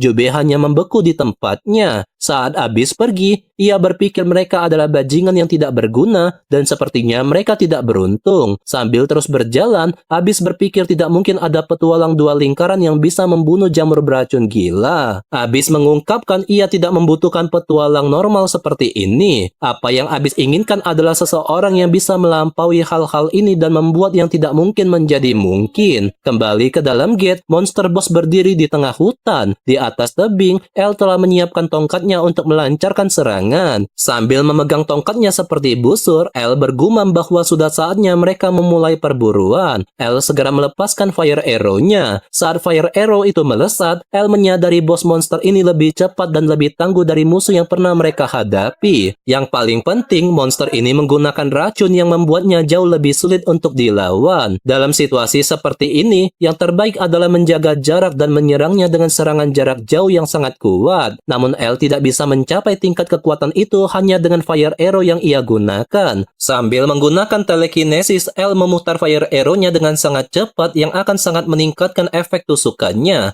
L adalah satu-satunya orang yang bisa menggunakan kemampuan ini di dunia Maple. Jurus ini yang L pikirkan saat memikirkan sebuah peluru akan mengubah hal yang tidak mungkin menjadi mungkin. Ini adalah keahliannya yang disebut revolver. Fire arrow L kini berputar dengan sangat cepat mendekati jamur beracun gila. Jamur beracun gila terkejut dengan kemunculan jurus yang tiba-tiba ini, tetapi panah itu hanya mengenai tubuhnya, membuat jamur beracun gila berteriak. Keahlian yang bernama revolver terus berputar di tubuh jamur beracun gila, dan karena putaran yang terus-menerus itu, L mampu menembus tubuh jamur beracun gila yang tangguh. Meskipun begitu, L tetap memasang wajah serius. Terlihat pohon-pohon di sekitar jamur beracun gila juga tertusuk, menunjukkan kekuatan jurus yang L lepaskan. Saat L mengawasi jamur beracun gila yang kini berlumuran darah, L menyadari ia telah mencoba mengenai kepalanya yang memegang inti jamur beracun gila dalam satu serangan, tetapi L tidak berhasil. Ini menjadi masalah besar. Jamur beracun gila segera berbalik ke arahnya dan menyerang. L melepaskan jurus yang lain tetapi tidak mengenai jamur beracun gila yang mendekat. L berpikir revolver sulit digunakan jika target terus bergerak. Masalah terbesarnya adalah waktu jeda. L harus segera menghabisi jamur beracun gila sebelum monster itu berhasil mencapainya. Saat L terus menyerang dan jamur beracun gila semakin dekat, terlihat Dibo bersembunyi di balik pohon. Ketika jamur beracun gila mendekat ke posisinya, L segera berteriak sekarang. Dibo segera mengencangkan cengkeramannya pada tali dan menariknya yang mengangkat tali di jalur jamur beracun gila. Ketika jamur beracun gila mendekati jebakan ini, salah satu kakinya tersangkut. Akibatnya jamur beracun gila jatuh ke dalam lumpur. Jamur beracun gila segera bangkit. Terlihat jamur beracun gila kini diselimuti lumpur, sementara L berdiri di atas tebing tinggi mengawasinya dari atas. Jamur beracun gila panik saat menyadari ia tidak bisa lagi melepaskan racun karena lubang-lubang di kepalanya tersumbat lumpur. Tiba-tiba kapak yang terbakar dengan tali muncul di depannya mengenai wajahnya dan darahnya menyembur. Kapak itu adalah milik Dibo yang ia ikat dan lempar ke jamur beracun gila, dan Dibo segera menariknya kembali. Karena lumpur telah memblokir lubang di kepala jamur beracun gila, Dibo merasa lega. Sambil menggoyangkan jarinya untuk memancing jamur beracun gila untuk mendekat, Dibo mengatakan bahwa udara kini terasa sangat segar dan mereka berdua bisa bermain. Bing L mengawasi Dibo dan jamur beracun gila yang kini saling berhadapan di lumpur. L berpikir dengan membawa jamur beracun gila ke lumpur, mereka telah memenuhi syarat utama misi mereka. Tujuan mereka adalah memancing jamur beracun gila ke sana karena salah satu keterampilan mendasar dalam berburu adalah meniadakan kekuatan lawan. Karena lumpur menyumbat lubang di kepala jamur beracun gila, mereka telah berhasil melumpuhkan senjata paling kuatnya. Sambil memegang senjatanya yang menyala, Dibo bertanya kepada jamur beracun gila apakah ia kesal karena lumpur di wajahnya. Dibo tiba-tiba memutar kapaknya dan melepaskan cengkeramannya pada pegangan, lalu meraih tali untuk segera melempar senjatanya ke jamur beracun gila di depannya. Jamur beracun gila berhasil memblokirnya dengan tangannya, tetapi serangan itu masih menimbulkan kerusakan. Dibo segera melepaskan serangannya berulang kali, tetapi begitu Dibo menyelesaikan rentetan serangannya, jamur beracun gila langsung menyerbunya. Namun alasan mereka membawa jamur beracun gila ke lumpur bukan hanya untuk menyumbat lubangnya, melainkan lumpur adalah tempat terburuk untuk monster secepat ini. Jamur beracun gila tiba-tiba menghentikan serangannya pada Dibo karena kakinya tenggelam di lumpur. L segera mengambil kesempatan ini untuk melepaskan skill revolvernya lagi dan langsung mengenai jamur beracun gila. Jamur beracun gila tidak bisa meninggalkan posisinya. Terlihat jamur beracun gila berhasil memblokir skill itu dengan kedua tangannya, tetapi revolver itu terus berputar di sekitarnya. Jurus itu meledak di depan Dibo yang menunduk untuk menghindar. Setelah ledakan mereda, Dibo bertanya apakah mereka telah berhasil membunuhnya. Tetapi saat asap di sekitar jamur beracun gila menghilang, mereka masih bisa melihat bayangannya berdiri. Monster ini sangat tangguh, kata Dibo. Tiba-tiba L berteriak kepada Dibo untuk membidik inti jamur beracun gila yang seharusnya berada di dekat kepalanya. Dibo segera menjawab bahwa ia sudah tahu. Dibo sekali lagi melemparkan kapaknya yang menyala. Kapak itu dengan cepat mencapai jamur beracun gila yang terjebak di lumpur, tetapi sebelum bisa mengenainya, jamur beracun gila berhasil menangkap kapak tersebut. Yang mengejutkan, jamur beracun gila tiba-tiba menarik senjata Dibo yang terikat tali yang juga menarik Dibo ke arahnya. L segera menggunakan telekinesis telekinesisnya mengangkat pohon besar di lumpur ke arah Dibo dan jamur beracun gila. Terlihat Dibo memegang cabang pohon agar ia bisa memukul jamur beracun gila. Namun jamur beracun gila segera melemparkan pohon itu ke samping. Pada saat yang sama pohon itu berputar, itu juga memutar Dibo ke punggungnya. Melihat kesempatan ini, Dibo segera menendangnya dengan sangat keras di punggung. Setelah itu Dibo mendarat di pohon besar lain di lumpur. Dibo memegang pohon itu dan kapaknya kembali ke tangannya. Dibo melompat dari cabang dan kini bisa dengan cepat mengelilingi monster yang masih tidak bisa bergerak di lumpur. El kemudian segera menggunakan telekinesisnya lagi, menyebabkan air di sekitar jamur beracun gila naik. El juga mengendalikan air itu dan membawanya ke arah jamur beracun gila. Pada saat yang sama, bayangan Dibo muncul di air di sekitarnya, memegang senjatanya. Saat jamur beracun gila menyadarinya, ia sangat khawatir. Jamur beracun gila segera menyerang air yang memegang bayangan Dibo. Tetapi jamur beracun gila terkejut karena Dibo tidak ada di sana. Jamur beracun gila tidak menyadari Dibo kini berada di belakangnya, melancarkan serangannya dengan kapaknya yang menyala. Terlihat kemarahan di matanya. Serangan kejutan Dibo yang sangat kuat itu berhasil memotong kepala jamur beracun gila yang terlempar ke lumpur. Jamur beracun gila yang kini tanpa kepala itu membeku di tempatnya, sementara El terus mengawasi dari tebing di atas dan Dibo terengah-engah duduk di bawah. El pun tersenyum. Tiba-tiba mata El melebar. Saat Dibo menatapnya dengan kaget, jamur beracun gila tiba-tiba bergerak lagi dan segera menyerang Dibo, meninju kepalanya dengan sangat keras. Dibo jatuh ke lumpur dan kapaknya juga terlempar. Meskipun tanpa kepala, jamur beracun gila masih hidup dan bahkan bisa berteriak dengan sangat keras. El segera melepaskan skillnya lagi sambil bertanya-tanya bagaimana ini terjadi karena ia yakin kepala jamur beracun gila telah terpotong. El melepaskan skillnya ke arah jamur beracun gila, tetapi tidak bisa mengenainya. Jamur beracun gila segera menyerangnya dengan sangat cepat, melompat pada benda-benda di lumpur. Sambil menggunakan telekinesisnya lagi, El berpikir mungkin ada sesuatu yang tidak ia sadari. Dengan telekinesisnya, El mengangkat akar besar yang diinjak jamur beracun gila, tetapi jamur beracun gila segera melompat darinya dan mencapai tebing tempat El berada. El menjadi sangat khawatir melihat pendakian jamur beracun gila yang cepat. Saat jamur beracun gila terus naik ke arahnya, El berpikir ia hanya bisa menggunakan skill Fire Arrow-nya sekali lagi,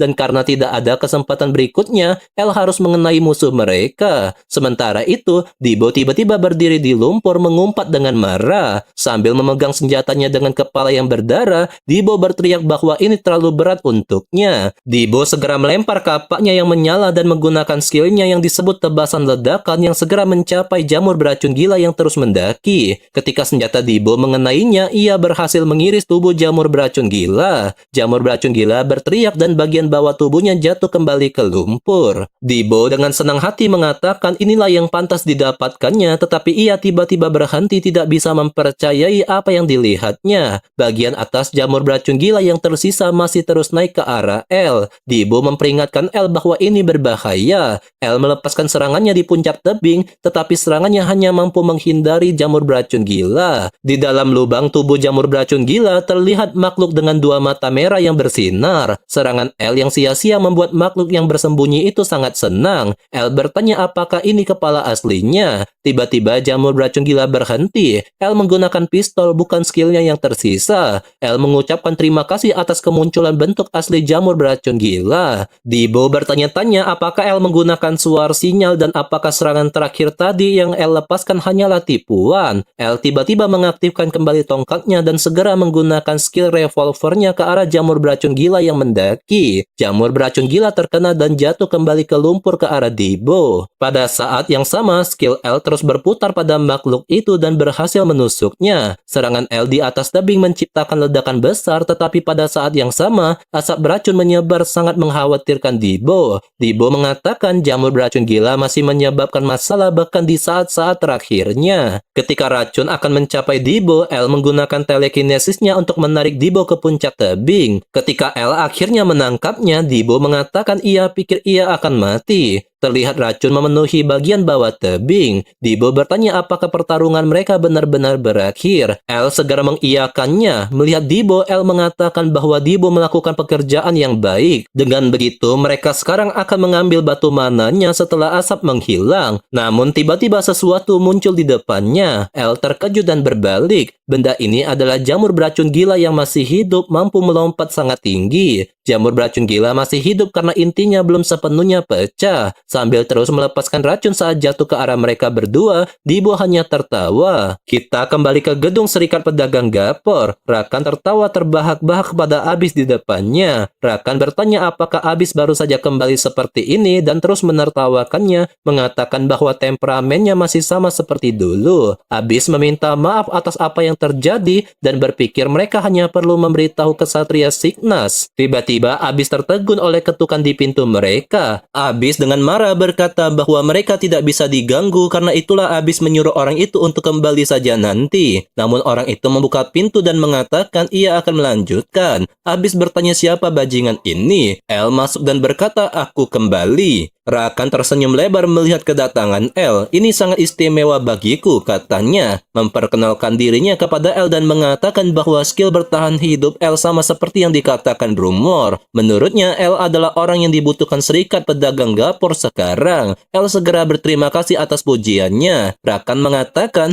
ia memiliki sesuatu untuk ditanyakan kepada El dan kemudian bertanya apakah El bisa menunjukkan skillnya di gate 100 anggota yang akan datang. El hanya menatapnya sejenak lalu mengatakan itu akan sulit. Jawaban itu menarik perhatian Rakan. Dengan wajah yang kesal, Abis bertanya kepada El apakah itu caranya berbicara kepada tuannya. Abis juga bertanya dengan keras apakah El berpikir ia telah menjadikannya petualang sehingga El bisa memilih misinya. Abis menambahkan bahwa El tidak boleh lupa bahwa ia masih berhutang kepada mereka. Rakan hanya tersenyum dan bertanya kepada El apakah itu berarti tidak mustahil. Rakan menambahkan bahwa ia tidak ingin bertele-tele dan mengubah pertanyaannya. Sambil mengawasi El, Rakan bertanya apa yang El inginkan. Setelah itu, Dibo tiba-tiba meludahkan bir yang ia minum. Dibo tidak bisa percaya bahwa Serikat Pedagang Gapor akan memberikan 5 juta meso kepada setiap orang. Jika mereka berdua bersama, itu akan menjadi 10 juta, jumlah yang terlalu banyak. El hanya menatap Dibo dengan tatapan kesal karena ia telah disemprot. Dibo segera meminta maaf dan bertanya apakah El tidak terlalu serakah. Dibo mengatakan mereka yang menawarkan pasti akan menolak, tetapi El segera menjawab sambil mengelap dirinya, itu bukan masalahnya karena mereka yang akan memutuskan. Terlihat sebuah kaki tiba-tiba datang dari belakang mereka. Dibo memberitahu El ia bertindak sembrono setelah membuat kekacauan. Jika ini tidak berhasil, Abis akan menempatkan mereka di daftar hitam. Tiba-tiba seseorang berbicara dari belakang mereka menarik perhatian Dibo. Dibo melihat Iburu dan Jube di belakang mereka. Iburu mengatakan bahwa El terlihat tenang, tidak seperti mereka yang merasa akan mati. Mendengar itu, Dibo segera berdiri dari kursinya dan kesal. Dibo bertanya apakah ini cara orang yang harus berterima kasih karena telah menyelamatkan mereka. Dibo menambahkan bahwa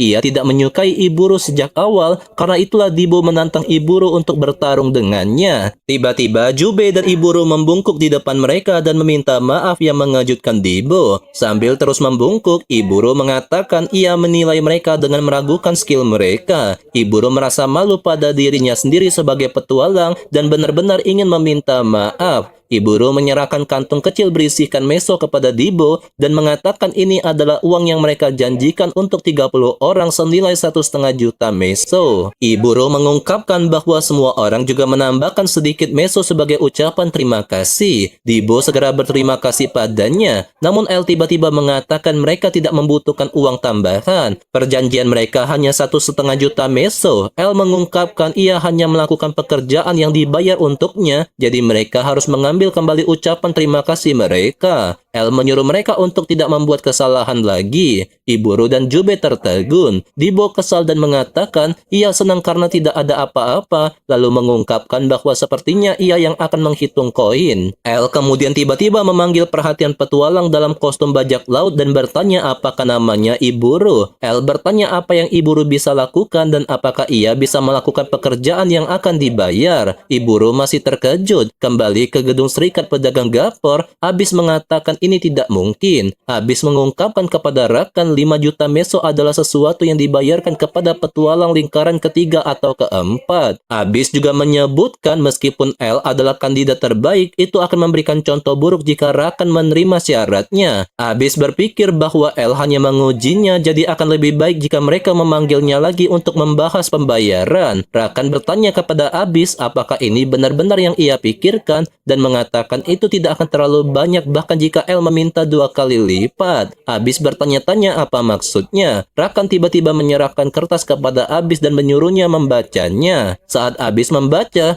rakan mengatakan mereka hanya akan mengirim kelompok L untuk mewakili Serikat Pedagang Gapor kali ini. Abis bertanya-tanya apa yang bisa dilakukan 2 orang. Tiba-tiba matanya melebar karena apa yang ia baca. Abis bertanya apa itu dan dengan keras bertanya apakah itu benar. Rakan segera menjawab ia akan mendapatkan masalah jika tidak benar karena itu adalah informasi yang ia peroleh dengan membayar sejumlah besar uang. Tuan kegelapan jin berada di dalam gate. Abis berpikir bahwa ini akan menjadi masalah besar. Saat rakan mengambil pulpennya, ia mengatakan Abis tidak boleh membuat kesalahan. Sambil menunjuk pulpen ke arahnya, rakan mengatakan perang telah dimulai. Beberapa hari kemudian, di tengah hutan, sebuah gate merah besar dikelilingi oleh pangkalan yang dibuat oleh para petualang. Para petualang berbicara sambil menunggu makanan mereka. Tiba-tiba seorang petualang melihat Dibo dan L. Dibo berkata, ia tidak berpikir mereka akan menerima syaratnya. L menyuruhnya untuk tidak terlalu bersemangat dan hanya fokus. Dibo segera menjawab L tidak perlu khawatir karena ia sekarang adalah petualang veteran. Lambang Serikat Pedagang Gapor terlihat di pakaian L. Seorang petualang berbalik ke arah mereka dan yang lain menatap mereka dengan mata jahat sambil membersihkan pisaunya. Dibo menyadari bahwa sekitarnya terasa aneh. Tiba-tiba seorang pria datang dan bertanya apakah mereka adalah petualang dari Serikat Pedagang Gapor. Ia memperkenalkan dirinya sebagai petualang kelas E dari Serikat Pedagang Genis dan namanya adalah Shulden dan senang bertemu dengan mereka. L memperkenalkan dirinya dan mengatakan ia adalah petualang kelas C. Shulden sangat terkejut karena ia pikir hanya 1 dan 2 lingkaran yang bisa masuk. Shulden bertanya mengapa petualang kelas C ada di sini. Tiba-tiba seseorang meminta ruang. Seorang wanita berbaju besi dan seorang wanita cantik berambut kuning menatap Shulden mengatakan mereka memiliki urusan dengan orang ini. Shulden pergi dengan kesal, mengatakan mereka adalah teman-temannya. L terus mengamati mengingat pertanyaannya kepada Abis tentang mengapa ia harus melakukan ini. Dalam kilas balik, keduanya berada di meja di dalam gedung Serikat Pedagang Gapor. Abis bertanya mengapa L memiliki begitu banyak pertanyaan lalu menyuruhnya melakukan apa yang ia perintahkan. Abis mengatakan Serikat Pedagang Gapor akan bekerja sama dengan Kesatria Signas untuk gate ini dan mereka mengikuti ajaran Permaisuri Signas. Ini adalah kelompok terkuat Ordo Kesatria Signas yang menunjukkan minat pada gate ini.